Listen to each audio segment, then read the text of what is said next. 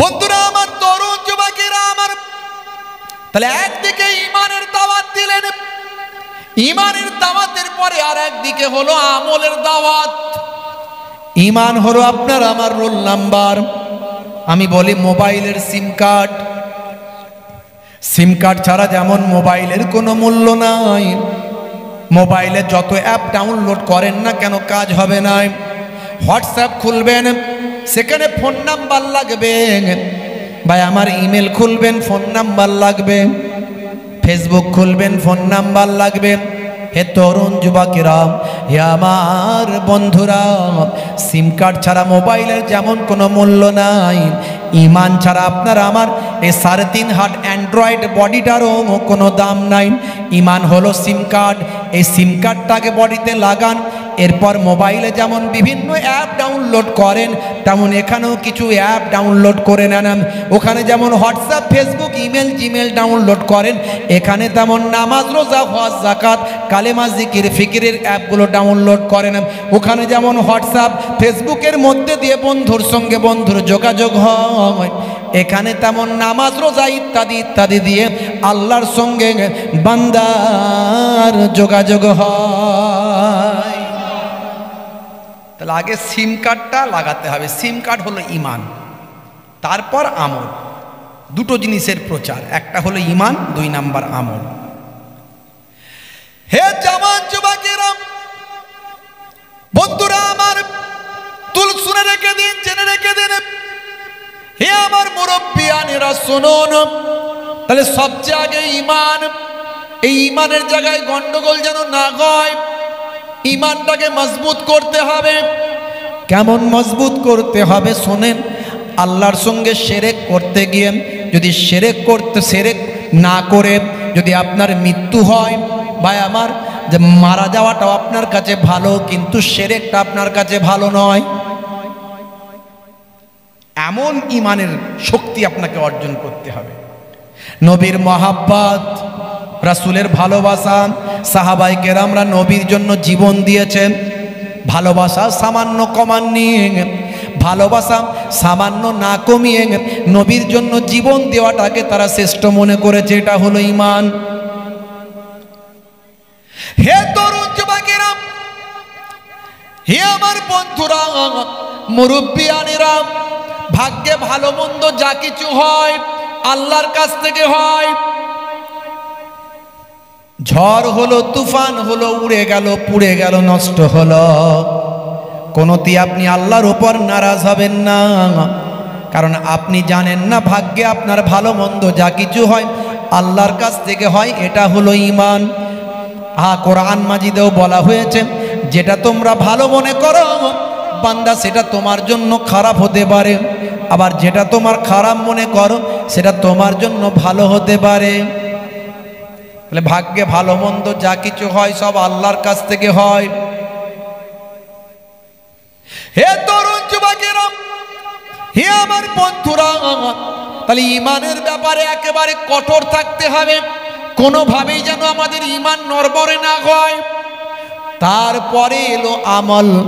আমলগুলোর মধ্যে সবচেয়ে বড় আমল, সবচেয়ে বড় ইবাদত হলো, ভাই আমার, সবচেয়ে বড় ইবাদত হলো as-সালাত। সবচেয়ে বড় ইবাদত কি? সালাত। আফজালুল ইবাদাতে ইবাদাতুস সালাত। ওয়া আকিমুস সালাত ওয়া আতুজ যাকাত ওয়া আরকাউ মা'আর রাকিন। ইন্নাস সালাতা তানহা আনিল ফাহশাই ওয়াল মুনকার। ভাইরা আমার, তরুণ যুবকেরা, মুরব্বিয়ানেরা শুনে রেখে দেন, কোরআন মাজিদে আল্লাহ 82 বার ডাইরেক্ট বলেছেন সলাত, সলাত, নামাজ, নামাজ।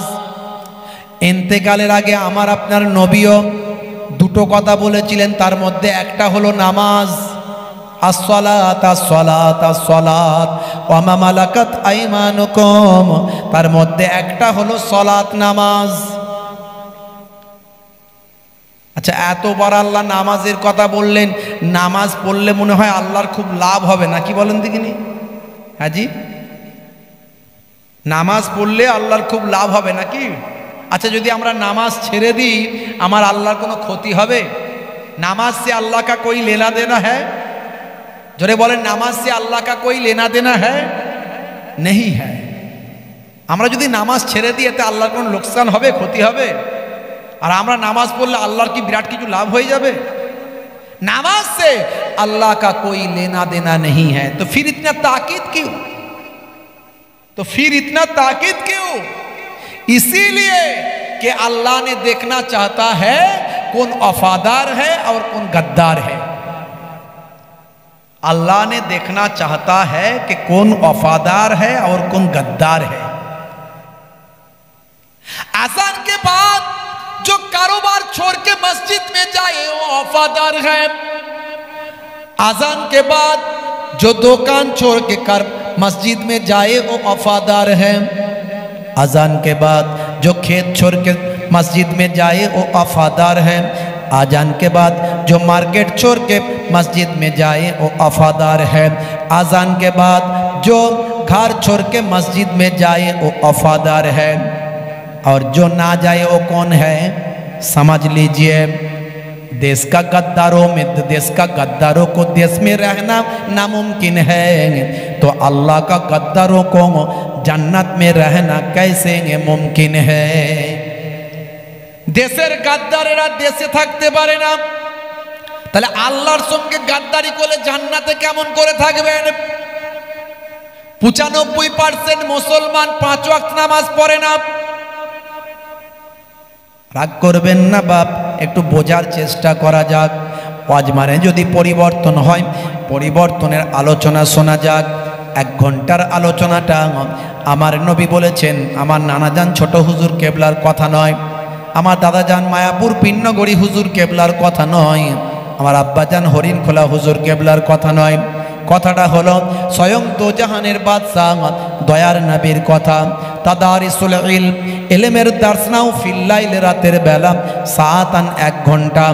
1 ঘন্টা যদি ওয়াজের মতো ওয়াজ শোনো, 1 ঘন্টা যদি তালিমের মতো তালিম নাও, খায়রুম মিন আহিয়াইহা, সারা জীবন নফল ইবাদতের থেকে সেটা ভালো। হে তরুণ যুবকেরা, হে আমার বন্ধুরা, হে আমার মুরব্বিয়ানেরা, সেই নামাজের সময় হলে নামাজ ছেড়ে দেবেন না। নামাজের ওয়াক্ত আসলে নামাজ ছাড়বেন না।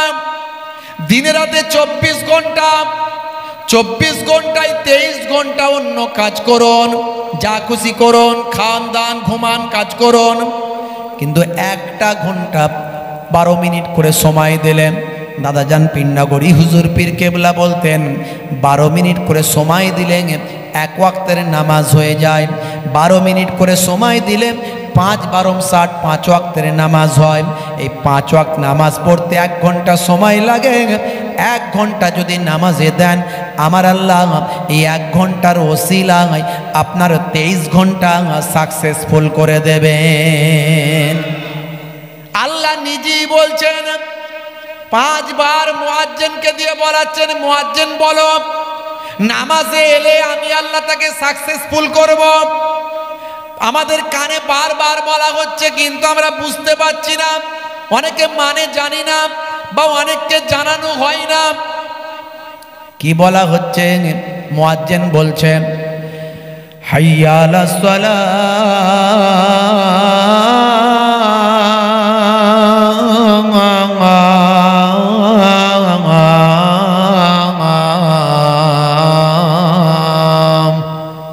এসো নামাজের দিকে এসো।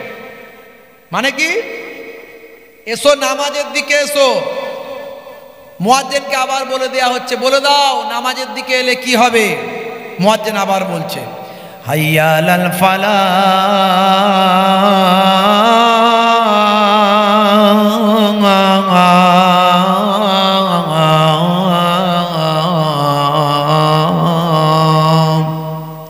নামাজের দিকে এলে আমি আল্লাহ তোমাদের কামিয়াবি দান করে দেব। জোরে হবে না?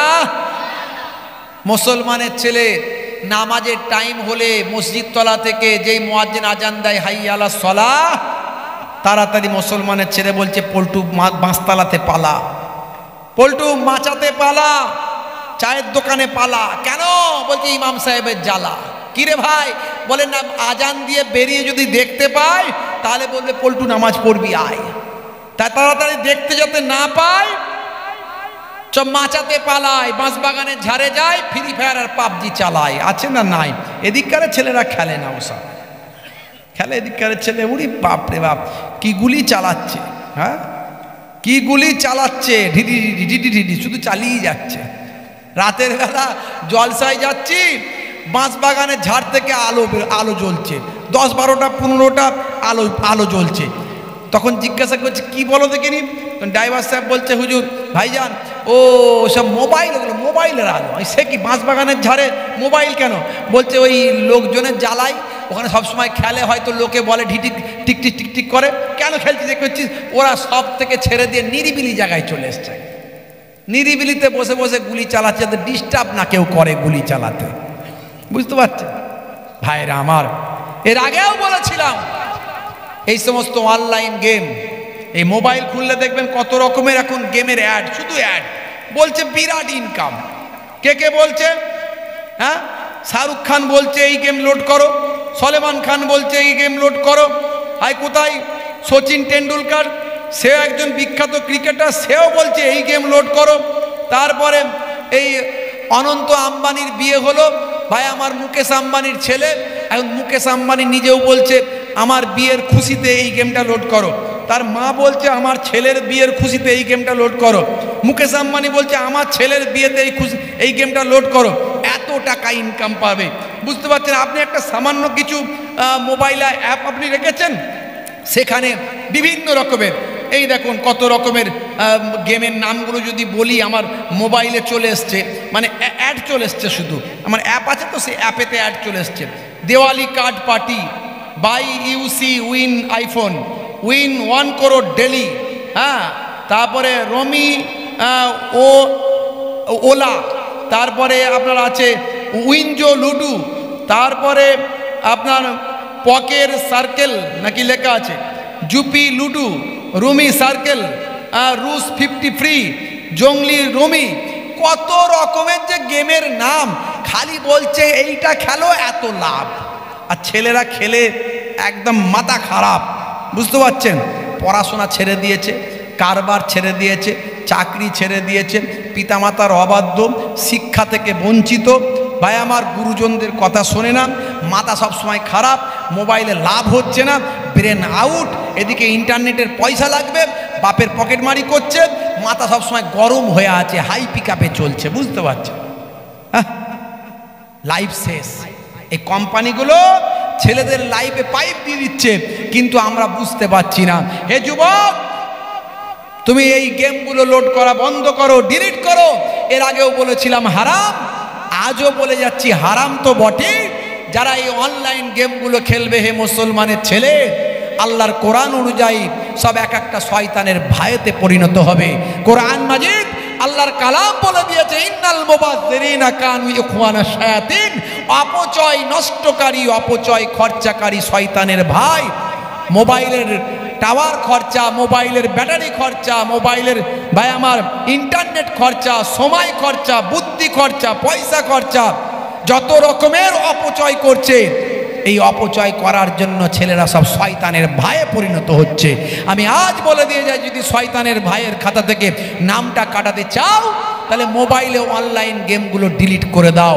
বলে শরীর চর্চা একটু করো, ব্যায়াম করো, জিম করো, হ্যাঁ ব্যায়াম করো, জিম করো, প্রয়োজনে একটু ক্রিকেট খেলো, হ্যাঁ এক্সারসাইজ করো, শরীরকে তাগড়া রাখো, শরীরকে সতেজ রাখো। এর জন্য শরীর চর্চা করে এই সমস্ত গেমগুলো খেলো, এই সমস্ত খেলাগুলো খেলো, ঠিক আছে। কিন্তু অইসলামিক খেলা এবং এই সমস্ত অনলাইন গেমগুলো একেবারে ডাইরেক্ট হারাম বলে প্রমাণিত হয়। বাপেরা আমার, তরুণ যুবকেরা আমার, নামাজের সময় হলে নামাজে চলে যাবেন। নামাজ পড়তে মাত্র 12 মিনিট সময় লাগে। এই 12 মিনিট 15 মিনিট যদি সময় দেন, হে তরুণ যুবকেরা, আমার আল্লাহ আপনার কারবারটাই সাকসেস করে দেবেন। আমার আল্লাহ আপনার শিক্ষার চাকরিতে সাকসেস করে দেবেন, আপনার ইনকামে সাকসেস করবেন, আপনার ব্যবসা বাণিজ্যে সাকসেস করবেন, আপনাকে সমাজের বুকে সম্মানের ব্যক্তিতে পরিণত করবেন। আল্লাহর কাছে যে দোয়া চাইবেন নামাজের ওসিলায় আমার আল্লাহ কবুল করে নেবেন। মান আকামাহা ফাকাদ আকামাদ্দিন, যে নামাজকে কায়েম করলাম সে দিনকে কায়েম করলাম। ওমান তারাকাহা ফাকাদ হাদামাদ্দিন, যে নামাজকে ত্যাগ করে দিল সে আল্লাহর দিনকে ধ্বংস করল। হে মুসলমানের ছেলে, তুমি যদি নামাজ ছেড়ে দাও পরক্ষণে তুমি কিন্তু আল্লাহর দিনকে ধ্বংস করছো। নামাজ তোমাকে ভালো কাজের দিকে ধাবিত করবে।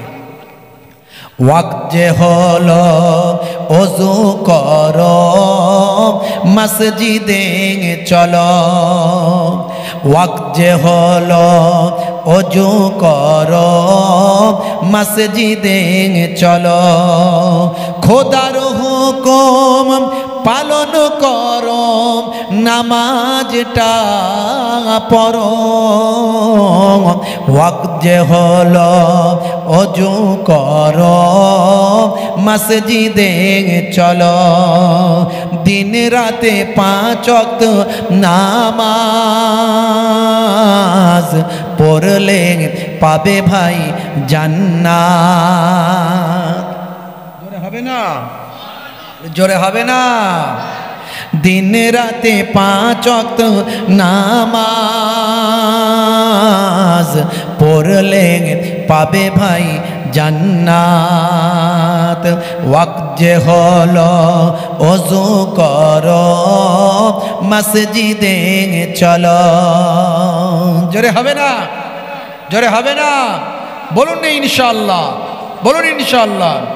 ফজরের সময় হলে মসজিদে যাও তুমি চলে, ফজরের সময় হলে মসজিদে যাও তুমি চলে, থেকো না বিছানায় শুয়ে খোদা দেন রহমত ঢেলে।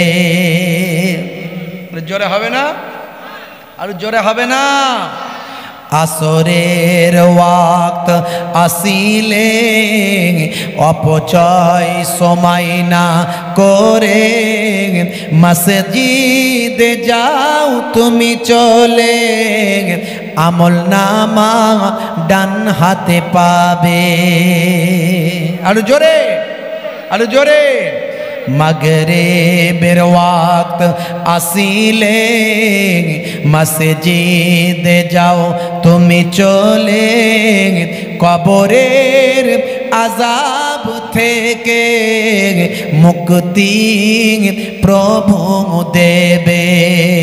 ওয়াক্ত যে হলো ওযু করো মসজিদে চলো, খোদার হুকুম পালন করো নামাজটা পড়ো। ওয়াক্ত যে হলো ওযু করো মসজিদে চলো, দিন রাতে 5 ওয়াক্ত নামাজ পড়লে পাবে ভাই জান্নাত। জোরে হবে না? আর জোরে হবে না? ভাইরা আমার, তরুণ যুবকেরা আমার, শুধু নামাজের কথা এখানে বললাম তা নয়, নামাজের সঙ্গে সঙ্গে যত আমলগুলো আছে, ইবাদতগুলো আছে আমাদের সব করতে হবে। কিন্তু নামাজ হলো সবচেয়ে বড় ইবাদত। নামাজ সামনে আপনার চলে এলে অটোমেটিক সবগুলো চলে যাবে। তাই আল্লাহ কোরআন মাজিদ বলেছেন, কোরআন মাজিদে আল্লাহ বলছেন ইন্না সলাতা তানহা আনিল ফাহশাই ওয়াল মুনকার, নিশ্চয় নামাজ তোমাকে অশ্লীলতা অন্যায় থেকে দূরে সরিয়ে দেবে। বুঝতে পারছেন ভাইরা আমার, তরুণ যুবকেরা আমার, মুরব্বিয়ানেরা আমার, আখেরি জামানা অনেক ঘাত প্রতিঘাত আমাদের উপর দিয়ে যাবে। ফেসবুকে একটা ছবি ভাইরাল হয়েছে, দেখবেন দাড়িওয়ালা টুপিওয়ালা একজন ব্যক্তি এই ঝড়েতে দেখাচ্ছে তার দাড়িটা উড়ে চলে যাচ্ছে। বুঝতে পারছেন, সামনে একটা মদের বোতল দিয়ে দিয়েছে। হ্যাঁ, পরবর্তীতে দেখা যাচ্ছে, আমরা সব প্রতিবাদ করেছিলাম, পরবর্তীতে দেখা যাচ্ছে বলছে ওটা হলো ফেক আইডি, ফেক। তো ফেক আইডি এতদিন কোথায় ছিল? সব তো তোমারই পোস্ট সেখানে, তুমি বলনি কেন কিছু? কথা ঠিক না বল? যাই হোক, তো এইরকম চক্রান্ত চলছে। নামাজি দাড়িওয়ালা মানুষদেরকে খারাপ প্রতিপন্ন করার জন্য চক্রান্ত চালিয়ে যাচ্ছে। কেউ আমাদের আপন নয়, বুঝতে পারছে? তাহলে কি করতে হবে? আমাদেরকে শিক্ষিত হতে হবে, এডুকেটেড হতে হবে। এডুকেটেড হলে, আমরা শিক্ষিত হলে অন্যায়ের বিরুদ্ধে আমরা লড়াই করতে পারবো সাংবিধানিক শক্তি নিয়ে, গণতান্ত্রিক শক্তি নিয়ে। হই হুল্লোড় করে রাস্তায় গিয়ে হম্বি তম্বি করে এই টায়ার জ্বালিয়ে এইভাবে কোনোদিন কিছু হয় না, এইভাবে কোনোদিন সফলতা আসে না। ঐক্যবদ্ধ, শৃঙ্খলাবদ্ধ ভাই আমার, তা বলে কি রাস্তায় নেমে আন্দোলন হবে না? নিশ্চয় হবে। সেটা গণতন্ত্রকে প্রাধান্য দিয়ে, সংবিধানকে মান্যতা দিয়ে, তার একটা সময়কাল, স্থানকাল, পাত্র আছে সেই বিশেষ। তার আগে যেখানে কলম দিয়ে প্রতিবাদ করলে হয় কলম দিয়ে করো, যেখানে ফেসবুক দিয়ে প্রতিবাদ করলে হয় শালীন ভাষা দিয়ে ফেসবুকে প্রতিবাদ করো। এইভাবে যখন আমরা অন্যায়ের বিরুদ্ধে জেগে থাকবো সব সময়, আমরা ঘুমিয়ে গেলে তারা আমাদেরকে আরো ঘুম পাড়িয়ে দেবে। কিন্তু আমাদেরকে জেগে থাকতে হবে, কারণ আমাদের হয়ে কথা বলার কেউ নাই। নিজেদের কথা নিজেদেরকে বলতে হবে, নিজেদের লড়াই নিজেদেরকে লড়তে হবে। অবশ্যই সংবিধানকে মান্যতা দিয়ে লড়াই করতে হবে। মাশাআল্লাহ, প্রতিবাদ যখন শুরু হয়েছে আজকে, এই ঝড়ের পরেই আজকের খবর, যারা সোশ্যাল মিডিয়া থাকে তারা জানে। ভাই আমার, ফেক আইডি হোক আর যাই হোক, তারপরেই দেখা গেল 18 ঘন্টা 20 ঘন্টা যেতে না যেতেই ওই আইডি থেকে অটোমেটিক ওই পোস্টটাকে সে ডিলিট করে দিয়েছে। হাজার হাজার শেয়ার হয়ে গেছিল, হাজার হাজার ভিউ হয়ে গেছিল, লক্ষ লক্ষ মানুষের কাছে পৌঁছে গিয়েছিল। সে ডিলিট করতে বাধ্য হয়েছে, কারণ মুসলমান अभी भी सोया हुआ नहीं है, मुसलमानों को तुम लोग जगा दिया, हम लोग जाग चुके अल्हम्दुलिल्लाह। আমরা জেগে গেছি, তাই আমরা সঙ্গে সঙ্গে প্রতিবাদ শুরু করেছি। আলহামদুলিল্লাহ, সে ডিলিট করতে বাধ্য হয়েছে। প্রয়োজনে আইনের দ্বারস্থ হতে হবে, শৃঙ্খলাবদ্ধ। যা কিছু প্রতিবাদ হবে শৃঙ্খলাবদ্ধ। আমার নবী প্রতিবাদ শিখিয়ে দিয়েছেন 1450 বছর আগে। আমার নবী বলছেন, যদি ক্ষমতা থাকে হাত দিয়ে প্রতিরোধ করো, ক্ষমতা থাকলে হাত দিয়ে প্রতিরোধ করো, হই হুট্টগোল করে নয়, হই হাই করে নয়। ক্ষমতার মধ্যে থাকলে এই অন্যায়টা করবি না, ধরে নেন। যদি ধরতে না পারেন, ধরতে গেলে সমস্যা আছে, অনেক রকম অসুবিধা হতে পারে, তখন মুখ দিয়ে প্রতিবাদ করুন।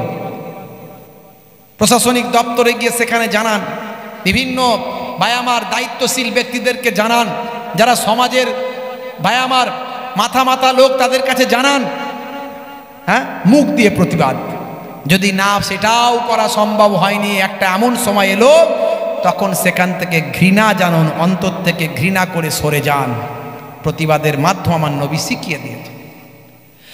হে তরুণ যুবকেরা, হে আমার বন্ধুরা, শুনে রেখে দিন বাবা, জেনে রেখে দেন হে মুসলমান। তাহলে আমি আপনাদের মাঝখানে যেটা বলছিলাম সেটা হলো, নামাজটা কায়েম করুন, এই নামাজটা প্রতিষ্ঠা করুন। দেখবেন আপনার মধ্যে শালীনতা আসবে, ভদ্রতা আসবে, নম্রতা আসবে, বিনয় আসবে, আপনার আখলাক চরিত্র উন্নত হবে, আপনার মধ্যে মানবিকতা মনুষ্যত্ব বোধ আসবে, অন্যায় থেকে আপনি সরে যাবেন। ভাইরা আমার, তরুণ যুবকেরা, মুরব্বিয়ানেরা, দেখবেন আপনি কোনো নামাজি দাড়িওয়ালা মানুষ মদের দোকানে কোনোদিন লাইন দিতে দেখবেন না।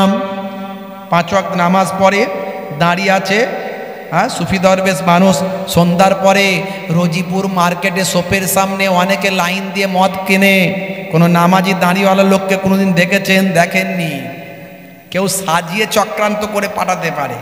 এখন সব সাজানো জিনিস হচ্ছে, বুঝতে পারছেন? হ্যাঁ, এই যে ফেক আইডি, ওই ফেক সাজিয়ে দিচ্ছে একটাকে, দেখা গেল সেটা মুসলমানই নয়, সে নামাজই পড়ে না, তাকে দাড়িওয়ালা টুপিওয়ালা সাজিয়ে একটাই করে দিল। এগুলো করছে। ভাইরা আমার, সমাজের বুকে এক শ্রেণীর সাম্প্রদায়িকতাকে কাজে লাগিয়ে ভোটের রাজনীতি করছে কিছু মানুষ। তাদের থেকে দূরে থাকতে হবে, সাবধান থাকতে হবে, সচেতন থাকতে হবে, চোখ কান খোলা রাখতে হবে। হুই কথাতেই হই হুল্লোড় করলে হবে না। তারা ফাঁদ পেতে রাখে, সেই ফাঁদে পা দিলে হবে না। তারা চক্রান্ত তৈরি করার চেষ্টা করে। আমাদেরকে সমাজের শিক্ষিত মানুষদের কথা মেনে চলতে হবে, নেতৃত্ব স্থানীয় ব্যক্তিদের মান্যতা দিতে হবে।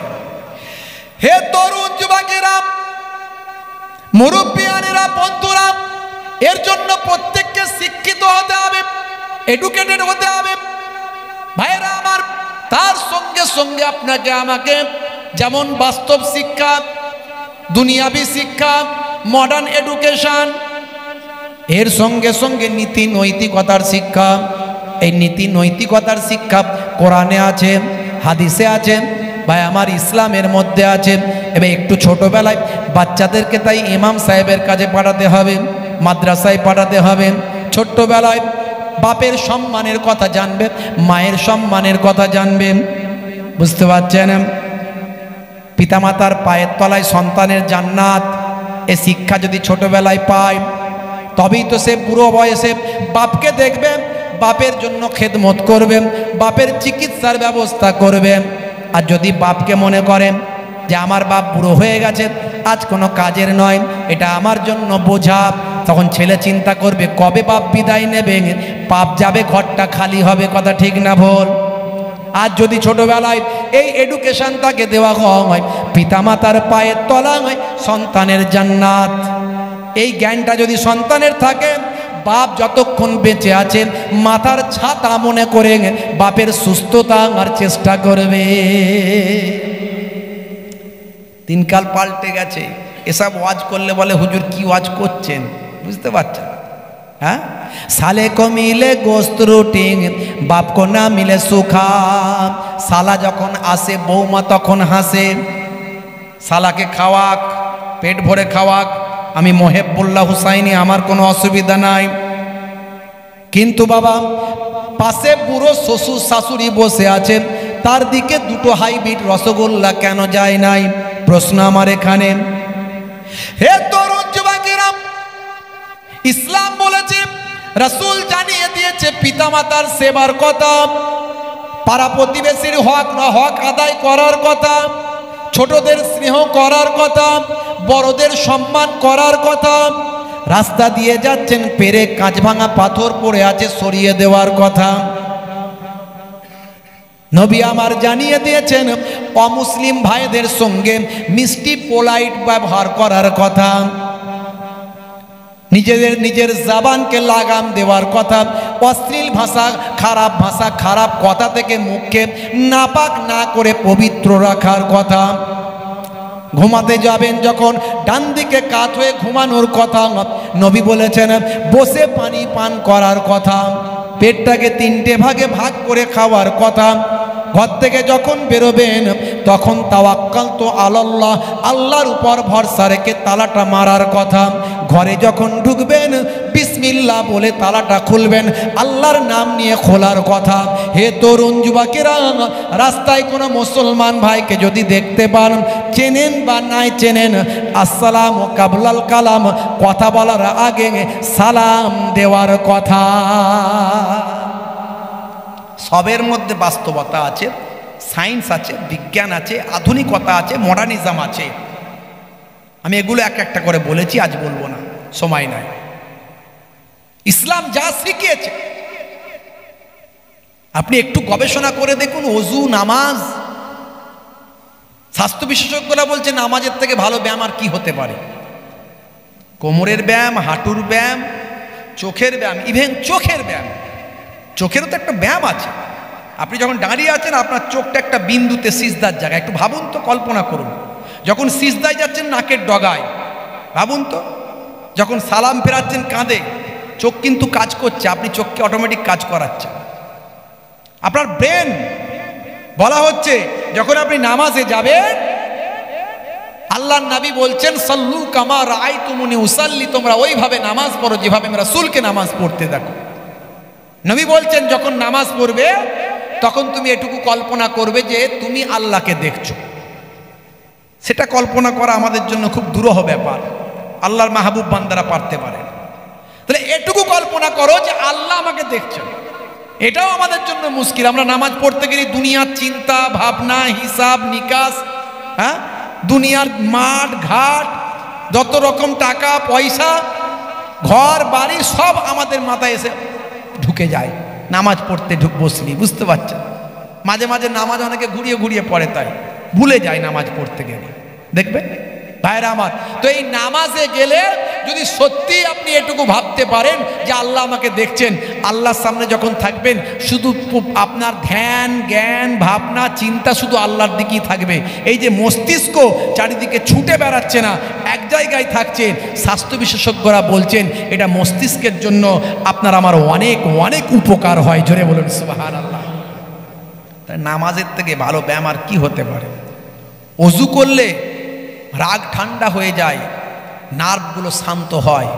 আপনি হাঁটুর এই আপনার কনুয়ের ওপর পর্যন্ত ধৌত করলেন, ঘাটটা মাসা করলেন, গালটা মুখটা ধুয়ে ম্যাসেজ করলেন, এই যে আপনার স্কিনের ওপরে ম্যাসেজ চলছে, আপনার নার্ভগুলো ব্লাড সার্কুলেশন বেড়ে যাচ্ছে, আপনার মস্তিষ্ক শান্ত হয়ে যাচ্ছে। তাই অজুর মধ্যে ভাই আমার স্বাস্থ্য বিশেষজ্ঞরা বলছেন অজুর মধ্যে এত সুন্দর ভাই আমার একটা স্বাস্থ্যসম্মত এই ধোঁয়াকে তারা প্রশংসা করছে। শুধু তাই নয়, অজু যদি করা হয় আমাদের যে খোলা অঙ্গগুলো আমরা চোখে দেখতে পাই না, অনেক জীবাণু অ্যাটাক করে, 5 বার অজু করলে জীবাণুমুক্ত শরীর হয়ে যায়।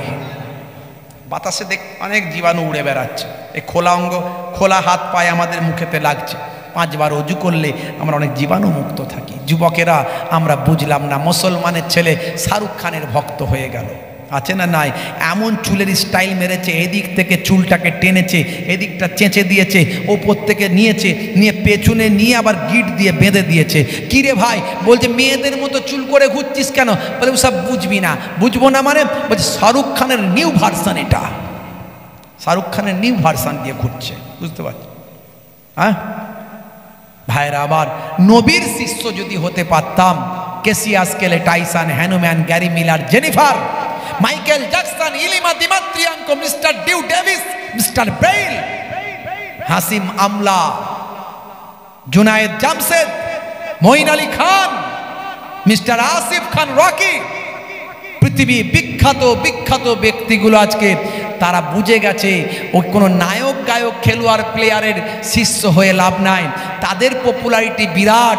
তারা দেখলো আমাদের থেকে যার বেশি পপুলারিটি আছে তিনি হলেন আখিরি জামানার পাইগম্বার, সেই নবীর তুলনা হয়নি আর হবে না, আজ থেকে সেই নবীর শিষ্যত্ব গ্রহণ করে নিলাম।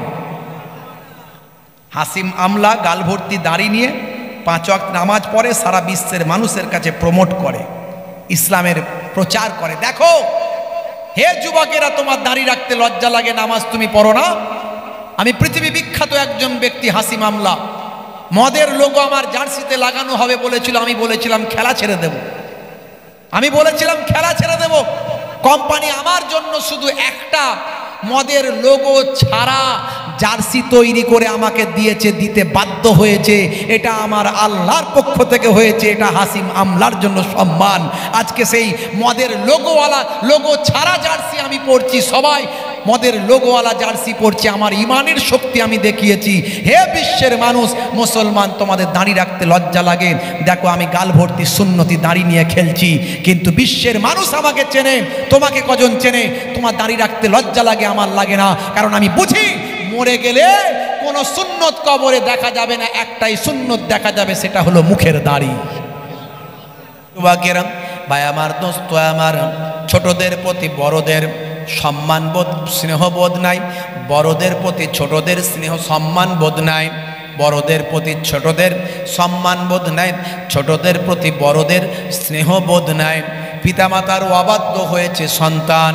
হে তরুণ যুবকেরা, হে আমার বন্ধুরা, শুনে রেখে দিন বাবা, জেনে রেখে দিন, সমাজে মাইট ইজ রাইট, জজ্জার মূল লোক তার, এমন কোনো অন্যায় নাই যে তখনকার মানুষ করতো না, আর সে অন্যায়ের একটা পরিস্ফুটিত চিত্র বর্তমান সময়ের মানুষের মধ্যে দেখা যাচ্ছে।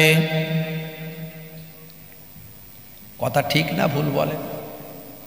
সেই সময় এখনকার মানুষের মধ্যে এসেছে, অল্প হলেও এসে গেছে। আইয়ামে জাহেলিয়াতের সেই ছবি চিত্র এখন ফুটে উঠেছে। হে জওয়ান যুবকেরা, কোরআন পাকে আল্লাহ বলেছেন, হাদিস পাকের মধ্যেও এসেছে,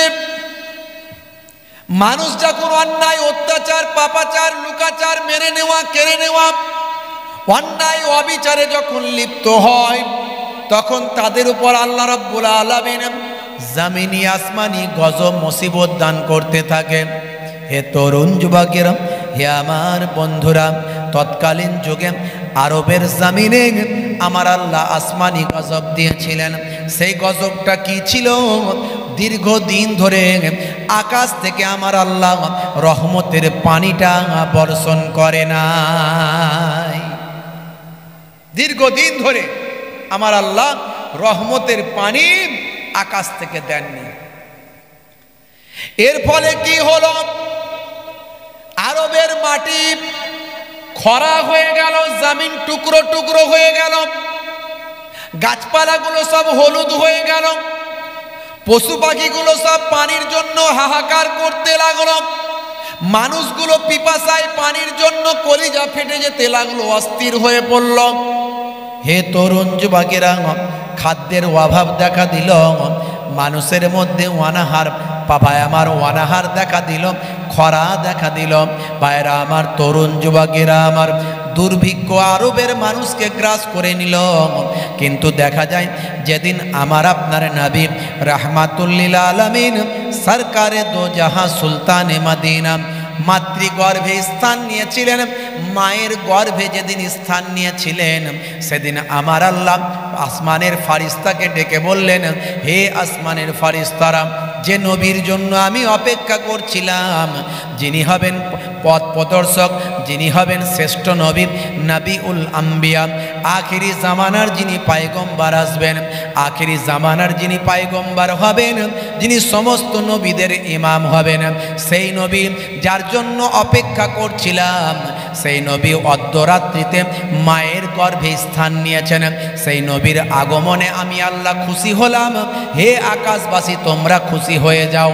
জমিনবাসীকে খুশি করার জন্য দীর্ঘদিন ধরে রহমতের দরজায় তালা মেরেছিলাম, আমি আল্লাহ অর্ডার দিলাম, রহমতের দরজার তালা খুলে দাও। এই ইকোটিকোগুলো বন্ধ করে দাও না, এমনি নর্মাল করে দাও, নর্মাল। হ্যাঁ, মানুষ বুঝতে অসুবিধা হচ্ছে, ঠিক আছে। ভাইরা আমার, তরুণ যুবকেরা আমার, রহমতের দরজায় তালা খুলে দাও। রহমতের দরজায় তালা খুলে দেওয়া হলো।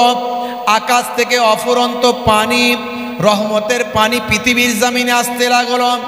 সারা বছর ধরে রহমতের পানি আকাশ থেকে বর্ষণ হলো। হে তরুণ যুবকেরা, মানুষ পানি পেয়ে আনন্দিত হয়ে গেল, গাছপালাগুলো সবুজ হলো, পশু পাখিগুলো পানি পেয়ে আনন্দিত হলো। সেই বছরের নামটা আরবের মানুষ দিল সানাতুল ফাতহি ওয়াল ইবতিহাজ, জয় এবং আনন্দের বছর নামে সেই বছরের নাম অভিহিত করল। 12 রবিউল আউয়ালে রহমত ওয়ালা নবী এলো রে, সাফাআতের তাজ পরে জামিনে বরকত ওয়ালা নবী এলো রে। বলুন না সুবহানাল্লাহ, জোরে হবে না? 12 রবিউল আউয়ালে রহমত ওয়ালা নবী এলো রে, সাফাআতের তাজ পরে জামিনে বরকত ওয়ালা নবী এলো রে। এলো রে ভাই, এলো রে, এলো রে ভাই, এলো রে, কাউসার কাউসার ওয়ালা নবী এলো রে। জোরে হবে না? ওই কোরাইশ বংশের ভিতরে মা আমিনার রেহেমে এলে তুমি নূর জেলে আব্দুল্লাহর ওই বাগানে। আরো জোরে হবে না?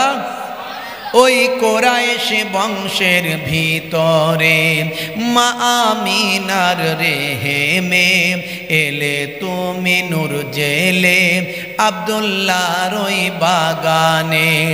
ওই বাগানের ফুলকলি, ওই বাগানের ফুলকলি ফুটলো সারা ভুবনে 12ই রবিউল আউয়ালে রহমত ওয়ালা নবী এলো রে সাফাতের তাজ পরে জামিনে বরকত ওয়ালা নবী এলো রে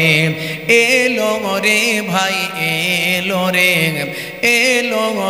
ভাই এলো রে কাউসার ওয়ালা নবী এলো রে জোরে হবে না আর জোরে হবে না ওই রাত বলে ও গো প্রভু দাও না আমার মাঝেতে দিন বলে ও গো প্রভু দাও না আমার বুকেতে আর জোরে হবে না ওই রাত বলে ও গো প্রভু দাও না আমার মাঝেতে দিন বলে ও গো প্রভু দাও না আমার বুকেতে দিন ও রাতের মাঝেতে দিন ও রাতের মাঝেতে এলেন নবী সুবহে সাদেকে 12ই রবিউল আউয়ালে রহমত ওয়ালা নবী এলো রে সাফাতের তাজ পরে জামিনে বরকত ওয়ালা নবী এলো রে ভাই এলো রে ভাই এলো রে কাউসার ওয়ালা নবী এলো রে জোরে হবে না আর জোরে হবে না ওই আকাশ বাতাস চন্দ্র তারা খুশিতে তারা মেতেছে আসমানের হুর ফারিস তারা দেখার তরে উকি মেরেছে আকাশ বাতাস সবাই খুশি নবী এসেছে চাঁদ তারা সূর্য সবাই খুশি দাদা আব্দুল মুত্তালিব খুশি আরববাসী খুশি আমার আল্লাহ স্বয়ং খুশি ফারিস্তারাও খুশি সকলে খুশি খুশি হয় না কে জোরে বলেন খুশি হয় না কে একমাত্র ইবলিস শয়তান খুশি নয় আর বর্তমান সময়ে ওয়াজ শুনবেন নবীর নিয়ে ওয়াজ করতে করতে বলছে ঈদে মিলাদুন নবীতে এত খুশি হওয়ার কি আছে ঈদে মিলাদুন নবী হারাম নবীর আগমনে আনন্দ করার দরকার নাই কিছু বক্তা কিছু মৌলবী বলছে বোঝা যাচ্ছে ইবলিস শয়তান তো একা খুশি ছিল না এতদিন এখন তার চাস্তো ভাই ফুফুতো ভাই তৈরি করে দিয়েছে কথা ঠিক না ভুল আচ্ছা ঈদে মিলাদুন নবী মানে কি বলছে ঈদে মিলাদুন নবী হারাম হ্যাঁ ওই যে ওই একটা বক্তা বেরিয়েছে না তো আগে ডাব ফাপ পেরে পুরে খেত চুরি চামারি করে হ্যাঁ কোথায় মাছ চুরি করে খেত ডাব চুরি করে খেত বিরাট ভালো কাজ করতো বুঝতে পারতেন সে আবার এখন বলছে ঈদে মিলাদুন নবী হারাম বুঝতে পারছেন হ্যাঁ আখিরি জামানায় আর একটা বক্তা সে রাজমিস্ত্রি ছিল তো এখন বক্তা হয়ে গেছে ইউটিউব দেখে দেখে সেও এরকম ফতোয়া দিচ্ছে সব করা ফতোয়া বুঝতে পারছেন ফতোয়া শেষ নাই আর একটা বক্তা কি সিস্টার না ব্রাদার না কি একটা আছে বলেন সে নাকি মাদ্রাসার দরজায় কোনোদিন দেখেনি সেও এখন বক্তা সে বলে আমি হাই স্কুলে পড়েছি তা হাই স্কুল থেকে পড়ে এখন বিরাট বড় হুজুর হয়ে গেছে খালি ফতোয়া দিচ্ছে মানে এটা হারাম ওটা নাজায়েজ ওটা বেদাত ওটা চলবে না ভাই হারাম বলতে গেলে মৌলানাদের জিজ্ঞাসা করুন কোরআনের আয়াত দ্বারা কাতি ও সুবুত বলা হয় ভাই আমার সুবুত দিয়ে আপনাকে কাটতে হবে প্রমাণ করতে হবে যেটা হারাম বুঝতে পারছেন আর না হলে হাদিসের নোস দ্বারা আপনাকে প্রমাণ করতে হবে সহি হাদিস থেকে যেটা হারাম যেমন আল্লাহ মদকে হারাম করেছেন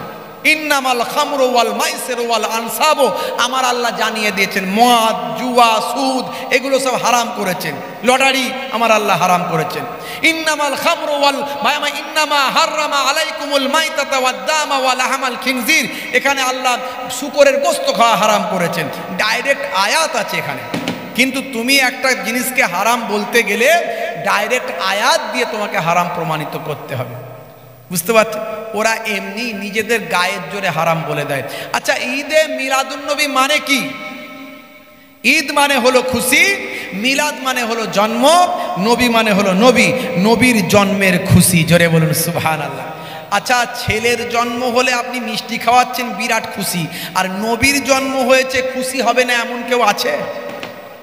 আছে? নবীর জন্মে বলতে খুশি হওয়া যাবে না, আর মৌলবী নিজের ছেলেতে বিরাট খুশি করে সবাইকে মিষ্টি খাওয়াচ্ছে, আছে না নাই? ভাইরা আমার, তরুণ যুবকেরা আমার, শুনে রাখুন, কোরআনের আয়াত দ্বারা প্রমাণ করে দিয়ে যাচ্ছি।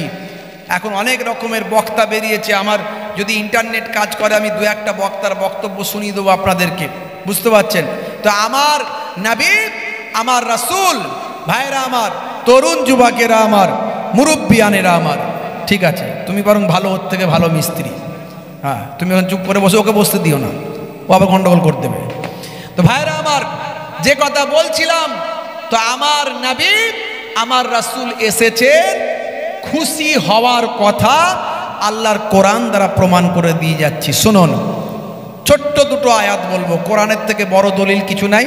কোরআনের আয়াতকে কাটতে গেলে অন্য আয়াত দিয়ে কাটতে হবে, মানে তার মানে কি, মানসুখ আয়াতকে নাসেক আয়াত দিয়ে মানসুখ আয়াতকে কাটতে হবে, বুঝতে পারছেন? কোরআনের অনেক নাসেক মানসুখ আয়াত আছে। যেমন এক সময় বলা হয়েছিল, যখন তোমরা মদ খাবে, মানে নেশাগ্রস্ত থাকবে, লা তাকরাবু সলাত ওয়া আনতুম সুকারা, যখন তোমরা নেশাগ্রস্ত থাকবে তখন তোমরা নামাজের ধারে কাছে যাও না। এই আয়াত দ্বারা মদকে কিন্তু হারাম করা হয়নি। এর ভালো করে বুঝতে হবে, এসব কথা জটিল কথা, এগুলো সাধারণ মানুষের কাছে বললে অতটা নিতে পারবে না বিষয়গুলো, কিন্তু বাধ্য হয়ে বলতে হচ্ছে উদাহরণের জন্য। তোমরা চেয়ার নিয়ে দৌড়দৌড়ি করছো কেন? বসো না বাবু এক জায়গায়। উফ আল্লাহ, আর তুলতে হবে না, ছাড়ো না ওসব, আর ওর কথা শুনতে, এই মাইক ভালো হয়ে গেছে, ছাড়ো, রাখো, মিস্ত্রি পাল্টে গেছে, মাইক ভালো হয়ে গেছে, চুপ করো, ছাড়ো, আর ডিস্টার্ব করুন, এই করতে করতে সময় চলে যাবে। এর কথাটা শুনতে দাও মানুষকে, একটু কথাটা শুনতে দাও, চুপ করো, সব বসো চুপ করে। ভাইরা আমার, তাহলে যেটা বলছিলাম, যে অনেক আয়াত আছে, বড় বড় মুফাসসিররা বলেছেন, কেউ বলেছেন 21টা, কেউ বলেছেন 31টা, কেউ বলেছেন 200টা, কেউ তার থেকে বেশি বলেছেন যে কোরআনের আয়াত মানসুখ হয়েছে। মানসুখ মানে কি? মানে আমরা পড়ব, মুখস্থ করব, আমরা জানব, বুঝবো, কিন্তু ওই আয়াতের আমল করব না। পরের আয়াত দিয়ে ওই আয়াতকে ক্যান্সেল করা হয়েছে, কারণ কোরআন মাজিদ এগুলো সাধারণ লোক বুঝবে না। কোরআন মাজিদ 23 বছর ধরে নাজিল হয়েছে, 1 বছর 2 বছর নয়, অবস্থার পরিপ্রেক্ষিতে একটু একটু একটু একটু করে, বুঝতে পারছি? তখন যে অবস্থা ছিল, প্রচুর মানুষ মদ খেত, প্রচুর মানুষ মদ খেত, সব মাতাল, মক্কার মানুষ, মক্কার মানুষ সব মাতাল, বুঝতে পারছেন? প্রচুর মানুষ মদ খেত। আল্লাহ তখন একটু একটু করে আয়াত নাজিল করলেন, মদিনার মানুষ তাদের হেদায়েতের জন্য একটু একটু করে আয়াত নাজিল করলেন, যে যখন তোমরা নামাজে যাচ্ছ, নামাজের আয়াত এসে গেছে, বুঝতে পারছেন? নামাজে যাচ্ছ, তো নামাজে যখন যাবে, নেশাগ্রস্ত অবস্থায় নামাজে যেও না, নামাজের ধারে কাছে যেও না। তার মানে এই আয়াত দ্বারা নেশা হারাম কিন্তু হলো নি, মানে নেশাকে নিষেধ করা হলো, নামাজে যখন যাবে তখন নেশা করবে না। পরে আল্লাহ খামার, মদ সম্পর্কে আয়াত নাজিল করে একেবারে নেশাকে হারাম করে দিলেন। ইন্নামাল খামরু ওয়াল মাইসিরু ওয়াল আনসাবু ওয়াল আজলামু, আমার আল্লাহ পরপর লাইন এবার বলতে শুরু করে দিলেন যে এই সব এগুলো হারাম, সব হারাম এগুলো, বুঝতে পারছি? তো এইরকম একটা আয়াতকে অন্য আয়াত দ্বারা মানসুখ করা হয়েছে। আমরা নেবো, পড়বো, বুঝবো, কিন্তু আমল করব না। তো কেউ বলেছেন 21টা, কেউ বলেছেন 31টা, 32টা, কেউ বলেছেন 200টা, কেউ তার থেকে বেশি বলেছেন। এরকম আয়াত আছে, মুফাসসিরিনরা তাদের মতো করে বলেছেন, বুঝতে পারছেন? ভাইরা আমার, তরুণ যুবকেরা, হে আমার বন্ধুরা, শুনে রেখে দিন বাবা, জেনে রেখে দেন, কোরআন মাজিদের 2টি ছোট্ট আয়াত বলছি বাবা। এই আয়াত দ্বারা প্রমাণ হয় নবীর আগমনে খুশি করার কথা আল্লাহ নির্দেশ করতেন। ভাইরা আমার, সূরার নাম সূরা ইউনূস, আয়াত নাম্বার হলো 58। এই 58 নাম্বার আয়াতে আমার আল্লাহ বলছেন, হে আমার পয়গম্বর, হে আমার হাবিব, আপনি বলে দিন, কুল বিফাদলিল্লাহি ওয়া বিরহমাতিহি, কুল বিফাদলিল্লাহি ওয়া বিরহমাতিহি ফাবিযালিকা ফালিয়াফরাহু।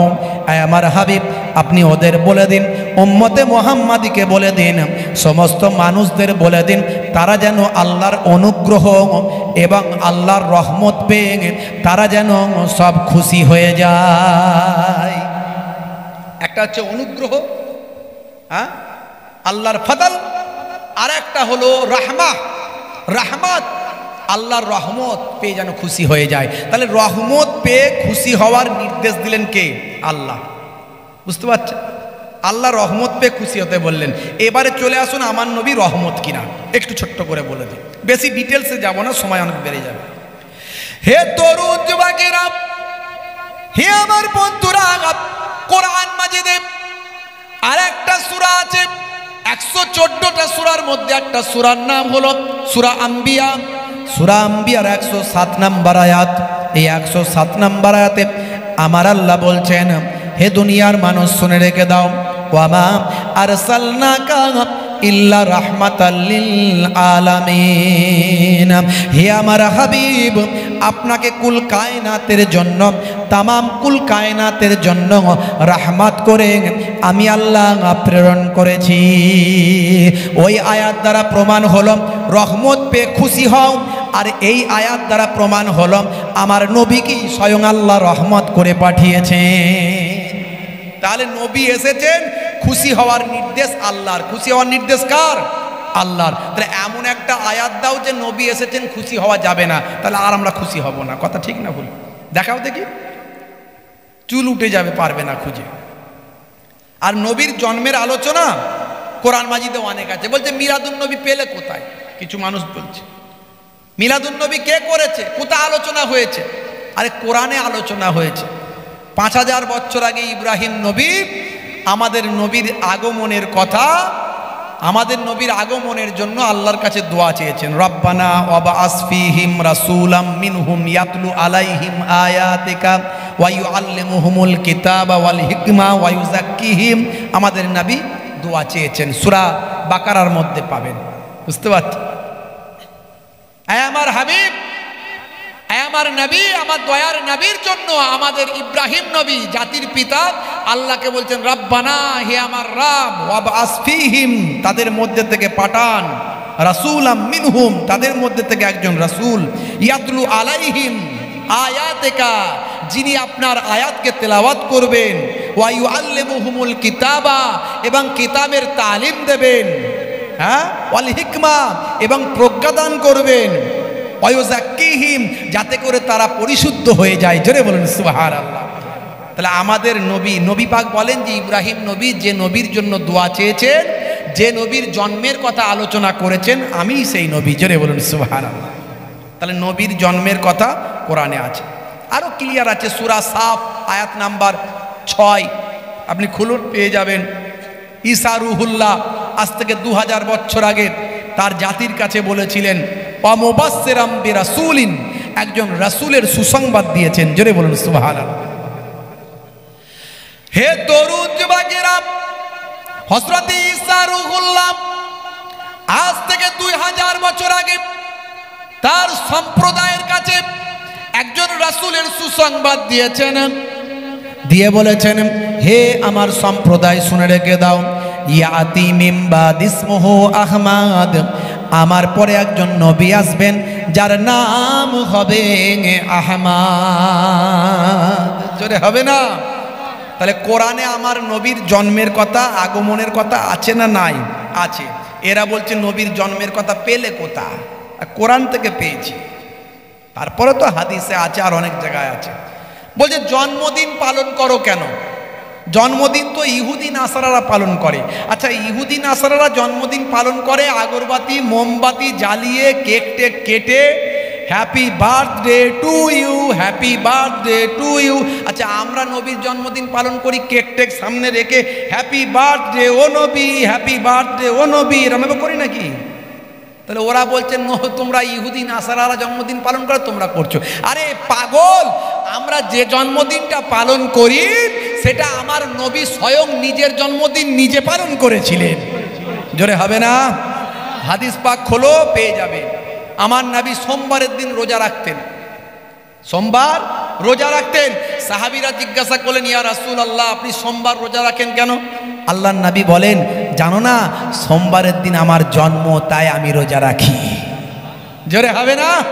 তাহলে সেই নবীর জন্মদিনকে লক্ষ্য রেখে আমরা রোজা রাখি, আমরা মিলাদ করি, আমরা মানুষকে খাওয়াই, আমরা সদকা করি, আমরা নিজেরা খাই, আমরা ঘর সাজাই, আমরা গ্রাম সাজাই, আমরা মানুষের মধ্যে ইসলামের দাওয়াত দিই, বাচ্চারা তেলাওয়াত করে, নাত পড়ে, সবাই খুশি হয়ে যায়। জোরে বলুন সুবহানাল্লাহ। ভাই, দাদা হুজুর কেবলা ছোটোখাটো আলেম ছিলেন না। দাদা হুজুর কেবলা যা দেখিয়ে গেছে, হ্যাঁ, এই মোবাইল দেখে দেখে কিছু বক্তা বেরিয়েছে আর তার কিছু শ্রোতাও বেরিয়েছে। দাদা হুজুর কেবলা ছোটোখাটো আলেম ছিলেন না, শুনে রেখে দেন। জি হ্যাঁ, এখনকার বক্তারা আলেমরা 6টা হাদিসের সানাদ পেয়ে তারা বক্তা। বুখারী, মুসলিম, তিরমিজি, আবু দাউদ, নাসাই, ইবনে মাজাহ। আর দাদা হুজুর পীর কেবলা রহমাতুল্লাহ আলাইহি 6টা হাদিস তো সানাদ পেয়েছিলেন, তার সঙ্গে মদিনা শরীফ থেকে আরো 40টা হাদিস খতম করে তার সানাদ নিয়ে ভারতবর্ষে এসেছিলেন। জোরে হবে না? এমনি বসিরহাটের আল্লামা হুজুর দাদা হুজুরের কাছে গিয়ে বায়াত হয়নি। বসিরহাটের আল্লামা হুজুর তৎকালীন যুগের পশ্চিমবঙ্গের টপ স্টুডেন্ট। আলিয়া মাদ্রাসায় বসিরহাট হুজুরের থেকে ভালো স্টুডেন্ট আর কেউ নাই, পড়াশোনায় ভালো আর কেউ নাই, ফার্স্ট আর কেউ হতে পারে না। যতদিন পড়েছে বসিরহাট আল্লামা হুজুর ফার্স্ট। সেই মানুষটা বুঝেছিলেন যে আমি এলমে জাহিরি শিখেছি, এলমে বাতিনি শিখতে হবে, তাই আমাকে একজন আল্লাহর ওলি বান্দার সোহবতে বসতে হবে। খুঁজে খুঁজে ফুরফুরার পীর মুজাদ্দিদুজ্জামান পীর আবু বকর সিদ্দিক রাহমাতুল্লাহ দাদা হুজুর কেবলার কাছে গিয়ে হাজির হলেন। বুঝতে পারছেন? অত সহজ নয়। তাহলে আমার নবী এসেছেন, সবাই খুশি। হ্যাঁ, ওই আকাশ বাতাস চন্দ্র তারা খুশিতে তারা মেতেছে, আসমানের হুর ফারিস তারা দেখার তরে উকি মেরেছে। দাদা মুত্তালিব খুশি হয়ে, দাদা মুত্তালিব খুশি হয়ে মক্কাবাসীর দাওয়াত করেছে। 12ই রবিউল আউয়ালে রহমতওয়ালা নবী এলো রে, সাফাআতের তাজ পরে জামিনে বরকতওয়ালা নবী এলো রে। এলো রে ভাই এলো রে, এলো রে ভাই এলো রে, কাউসার কাউসার ওয়ালা নবী এলো রে। জোরে হবে না? আরে জোরে হবে না? হে তরুণ যুবকেরা, হে আমার বন্ধুরা, হে আমার মুরব্বিয়ানেরা, আমার নবী দুটো জিনিস নিয়ে এলেন। কটা জিনিস? দুটো জিনিস। কি কি? প্রথমেই বলেছি প্রত্যেকটা নবী, প্রত্যেকটা রাসূল, প্রত্যেকটা ওলি, প্রত্যেকটা আলেমে হাক্কানি যারা, তারা দুটো জিনিস নিয়ে প্রচার করছে। কি দুটো জিনিস? প্রথমেই বলেছি, একটা হলো ওয়াবুদুল্লাহ, তোমরা আল্লাহর ইবাদত করো। 2 নাম্বার হলো ওয়ালা ইউশরিক বিল্লাহ, আল্লাহর সঙ্গে শিরক করো না। তার মানে আল্লাহ হলেন এক, আল্লাহর উপর ঈমান আনো। লা শারীকা লাহু, তার কোনো শরীক নাই, সেই আল্লাহ ইজ ওয়ান। হে তরুণ যুবকেরা, তার মানে ঈমানকে মজবুত করো, অর্থাৎ ঈমানদার হয়ে যাও। যেখানে শিরক হয় সেখানে যেও না, শিরকের গন্ধ যেখানে আছে সেখানে যেও না। শিরকে যারা অংশগ্রহণ করেছে সেখানে গিয়ে তাদের সাপোর্ট করো না। কোনো দ্বন্দ্ব নাই, কোনো ঝগড়া নাই, তুমি তোমারটা করো, আমি আমারটা করি। তোমার সঙ্গে জোর জবরদস্তি কোনো কিছু নাই। ইসলামে কোনো জোর জবরদস্তি নাই। লা ইকরাহ ফিদ্দিন, ধর্মে কোনো জবরদস্তি নাই। হে তরুণ যুবকেরা আমার, হে আমার বন্ধুরা, শুনে রেখে দিন, জেনে রেখে দিন, হে মুসলমান, শিরকের সঙ্গে সামান্য টাচ থাকলেও আপনি মুশরিকের খাতায় নামটা উঠে যাবেন। অর্থাৎ আল্লাহর জায়গায় অন্য কাউকে সামান্য হলেও বসানো যাবে না। মনে রাখবেন, এর নাম হলো শিরক। এই শিরক থেকে বাঁচতে হবে, তার মানে ঈমানকে মজবুত করতে হবে। শুধু আল্লাহ নয়, আল্লাহকে এক বলে বিশ্বাস, আল্লাহর সম্পর্কে ধারণা ঠিক রাখতে হবে। তিনি কাকেও জন্ম দেননি, কেউ তাকে জন্ম দেয়নি। এগুলো আমি আগেও বলেছি, ইন্টারনেটে আছে। এসব কথা বেশি আবার ডিসকাস করতে গেলে সময় যাবে। ফারিস্তাদের মানতে হবে, নবী রাসূলদের মানতে হবে, আসমানি কিতাবগুলোকে বিশ্বাস করতে হবে। এই না দেখে বিশ্বাস করার নামই তো ঈমান। আমরা তো আল্লাহকে দেখতে পাইনি, কিন্তু আল্লাহর কি, আমার আল্লাহর নিদর্শনকে দেখতে পাই। আল্লাহকে দেখতে পাইনি, আল্লাহর নিদর্শন দেখতে পাই। এ নিয়ে আমি ওয়াজ আমার করা আছে, শুনবেন যে আল্লাহকে না দেখে বিশ্বাস করব কেন, বলে দিয়েছি।